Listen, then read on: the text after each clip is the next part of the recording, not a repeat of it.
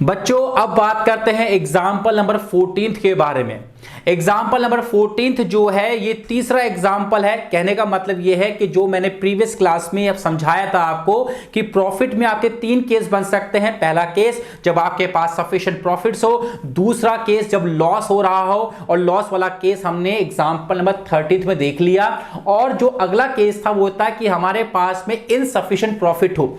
इसका मतलब ये हुआ कि प्रॉफिट तो हुआ है P&L अकाउंट के अंदर, टू नेट प्रॉफिट आया भी है, लेकिन हमारे पास में उतना प्रॉफिट नहीं है कि हम पार्टनर को आईओसी या फिर सैलरी, बोनस और कमीशन दे सके बच्चों। तो ऐसे केस में हम लोग क्या करते हैं, प्रपोर्शन निकालते हैं अमाउंट का। अब वो किस तरीके से निकलेगा एग्जाम्पल नंबर 14 में देखते हैं। बच्चों एग्जाम्पल नंबर 14 है, पेज नंबर 1.21 है, और Ajay and Vijay are partners. हमारे पास दो पार्टनर है, अजय है और विजय है, और दोनों का ही जो प्रॉफिट शेयरिंग रेशियो आ रहा है वो आ रहा है 3:2 का। ओके आगे कह रहा है Ajay is a non working partner. भैया अजय जो है भैया पैसे वाला आदमी है, सेठ आदमी है, और इसके पास में पैसे की कोई कमी नहीं है। ये नॉन वर्किंग पार्टनर है, ये कभी कभी दुकान पे आता है, रोज आके मजदूरी नहीं करता साहब। इसने बोला कि इसने 20 लाख रुपीस लगाए हैं कैपिटल के रूप में।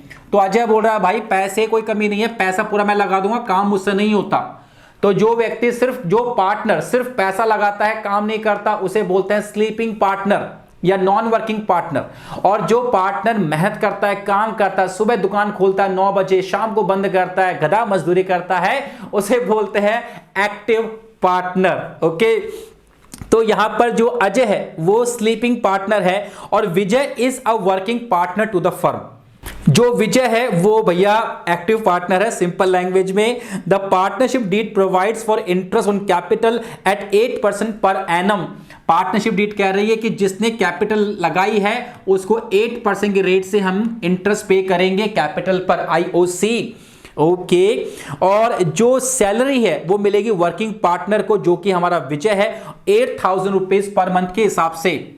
सैलरी जो है वो विजय की है 8,000 पर मंथ के हिसाब से हम विजय को सैलरी पे करेंगे बच्चों। ओके अब आगे क्या कह रहा है, आगे कह रहा है बच्चों profit before providing for interest on capital and partner salary. वो बोल रहा है भैया जो भी अभी प्रॉफिट बता रहा हूं ना, अभी उसमें से ना तो हमने इंटरेस्ट ऑन कैपिटल लेस किया और ना ही सैलरी लेस की, करनी भी नहीं थी, वरना हम क्या करेंगे। तो आगे कहता है कि 80,000 का प्रॉफिट आपको टोटल मिलाकर हुआ है बच्चों। लॉस नहीं हुआ, लेकिन प्रॉफिट जो हुआ है वो 80,000 रुपीज का हुआ है। अब एक काम करते हैं, यहां पे एक बार वर्किंग नोट में ये देख लेते हैं कि जो अजय है उसका इंटरेस्ट ऑन कैपिटल कितना बनता है और विजय की टोटल सैलरी कितनी बनती है। तो बच्चों यहां देखते हैं कैलकुलेशन ऑफ आईओसी यानी इंटरेस्ट ऑन कैपिटल। अजय ने लगाए हैं 20 लाख रुपीज, वाव, और इसको 8% के रेट से हम क्या पे करेंगे, आईओसी पे करेंगे, जो कि हो गया 1,60,000। ओके और जो विजय की सैलरी है एक बार वो भी चेक कर लेते हैं। विजय को सैलरी मिलेगी 8,000 रुपीज पर मंथ, 12 मंथ्स काम करेगा तो 96,000 रुपीज की करीबन सैलरी हो गई। बच्चों देखो 160 का जो है ना वो तो इंटरेस्ट पे करेंगे, 96 की सैलरी पे करेंगे, 2,56,000 पे करना होगा टोटल मिला के। 2,56,000 का जो आईओसी है और जो सैलरी है वो पे करनी पड़ेगी। बच्चों हमने टोटल कमाया कितना, 80,000। ऐसा नहीं कि हमने प्रॉफिट नहीं कमाया, प्रॉफिट तो कमाया है हमने, लेकिन इतना प्रॉफिट नहीं कमाया बच्चों कि हम पार्टनर को जो भी आईओसी है और जो उसका रेम्यूनरेशन वो पे कर सके। अब प्रॉब्लम खड़ी हो गई, तो अब पे कैसे करेंगे। तो अब वो जितना जितना मांगते हैं उनका पहले रेशियो निकाल लेंगे और उस रेशियो में जो है इस अमाउंट को डिस्ट्रीब्यूट कर देंगे। सर रेशियो कैसे निकलेगा, तो यहां देखो अजय और विजय, अजय का कितना बनता है 1,60,000 अमाउंट बनता है अजय का, विजय का कितना बनता है 96 बनता है बच्चों। इसको आपस में रेशियो निकाल लो, तो इसको कट कर लो, यहां से ये हो गया, इसके बाद में ये 10 हो जाएगा और ये जो है ये 6 हो जाएगा, स्कोर काट लो, ये हो गया 5 और ये हो गया 3। तो रेशियो कितना आ गया, रेशियो आ गया 5:3। इस 5:3 के रेशियो में बच्चों हम क्या करेंगे, इस प्रॉफिट को डिस्ट्रीब्यूट कर देंगे। तो कितना मिलेगा अजय को, यानी अजय का जो है अजयस इंटरेस्ट ऑन कैपिटल जो अजय ने लगाए थे 20 लाख रुपए, 80,000 जो अमाउंट हमारे पास है इसको डिवाइड कर लेंगे किसमें 5:3 के रेशियो में, तो अजय को मिलेगा 5/8, तो ये हो गया 50,000। तो अजय को कैपिटल पे इंटरेस्ट के रूप में सिर्फ 50,000 मिलेंगे, और जो विजय है इसकी जो सैलरी है उसके रूप में इसको कितना मिलेगा एक बार वो भी देख लेते हैं।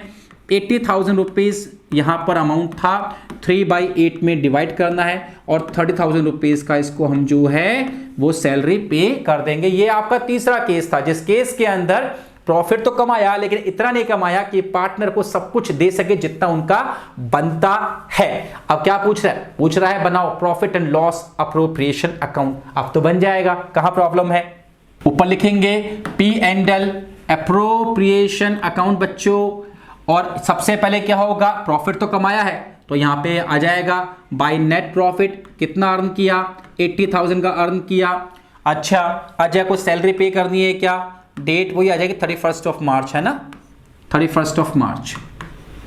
सैलरी पे करनी है क्या अजय को? नहीं, इसको अजय को हमें IOC पे करना है ना, इंटरेस्ट ऑन कैपिटल पे कर, अजय इंटरेस्ट ऑन कैपिटल यहां पे आ जाएगा। कितना आएगा इसके अंदर? 50,000 रुपए का हमने इसको इंटरेस्ट पे कर दिया, और यहां पर जो है विजय की क्या आ जाएगी?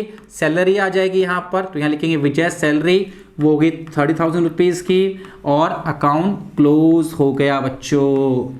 80,000 यहां पे इसको टोटल बना दीजिएगा, और यहां पर भी 80,000 का टोटल यहां पर बन जाएगा।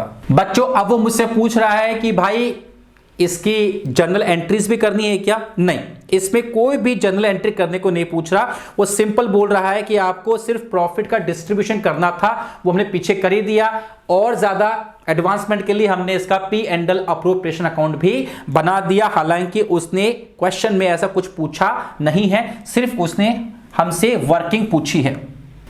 तो बच्चों ये था इसका P&L अप्रोप्रिएशन अकाउंट। इस क्वेश्चन में उसने सिर्फ हमसे वर्किंग पूछी है कि प्रॉफिट का डिस्ट्रीब्यूशन कैसे करोगे, बस उसको कैलकुलेट कर दीजिए, वो हमने इसमें कर दिया है बच्चों। ठीक है बच्चों, अब मिलते हैं अगले एग्जांपल के साथ में अगले क्लास में।